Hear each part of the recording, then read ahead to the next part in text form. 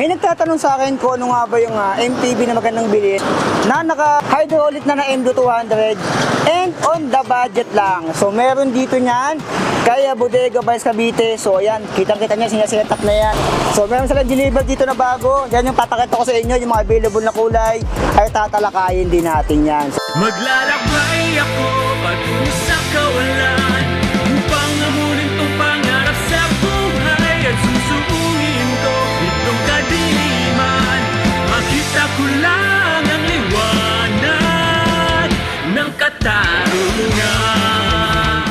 Talakayin na natin si Rebel Canyon. Nakikita nyo yan? Naka-MD200 na yan. So yung frame na to ay alloy na. And nagustuhan ko dito, ito, naka-triple triangle design. Sa ganyang budget, so nung pandemic, yung mga naka-triple triangle design, sobrang mahal talaga. Nasa around 10,000 pataas. O 15 pa nga yung iba eh. Pero ito kay Rebel Canyon, ay sobrang sulit. Around 7,000 pesos. So yung kulay nito, milk. Hindi siya white, milk. Milk yung kulay niya, para siyang Bear Brand na nakatimpla na. So yan, meron palang gandong kulay siya, no? Ito yung una-unang bisikleta na nakita ko na may milk color. Ang cute niya. Sa taas, nandito rin yung Canyon. Ito yung kanyang model. Ito yung kanyang brand, si Rebel. So si Rebel, yung maariba din ngayong taong 2023. So tingnan natin. Yung cable routing nito, ito ay naka 1x sa left side. Ito yung kanyang RD. Meron bakante para sa FD. Pwede mo malagay ng FD. Ayan, pwede. Meron doon. Hindi ako magagalit pag naglagay kayo ng FD dyan. Yung taas, meron din dito yung external. Yung external, ito yung disc brake caliper sa likod. Ayan, kita-kita nyo dito. Ito ay naka 1x na. Kung doon nagkakamali, 32 or 30-40 to. 160mm. And ito, hard plastic na mabaka sa loob to. Ayan, square taper pa siya. And yung kanyang chain, ay stock lang din yan. Yung RD ay naka L2. Ito yung nagustuhan ko dito, si L2. Ayun, sobrang dami ng gumagamit na siklista niyan. Dati nang kilala yan, si L2. Ito naman, bilangan natin. 1, 2, 3, 4, 5, 6, 7, 8, 9. 9 speed. Pero ito ay naka-thread type pa. Ayan, no? Kita nyo dito. Ayan, naka-thread type pa siya. 1332 tick. Ayan. So naka-32 tick, naka-9 speed siya. Yung hubs naman ito, kung nagkakamali, alloy na or ball bearing pa to. Ito, double wallali ring, spokes 32. Merong reflector, kita-kita ka naman pinagkakautahan nyo dyan. And yung gulong, Cajun Race.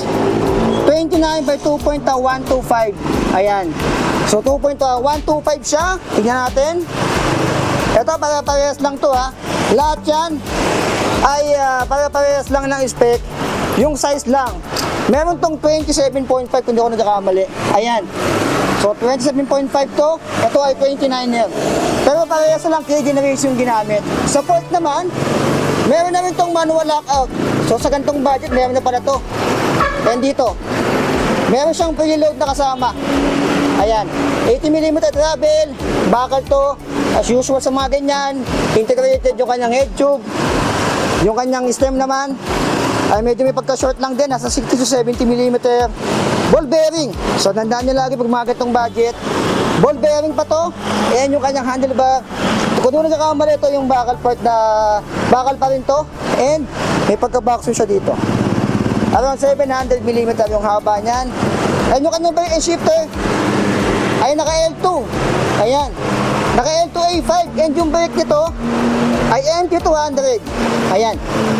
So kung doon nagkakamali, nakita ko ito kay Budget Vice Cavite ng around 7,800 pesos yung naka MT200. Pero mas mura yata yung naka Metro Shift.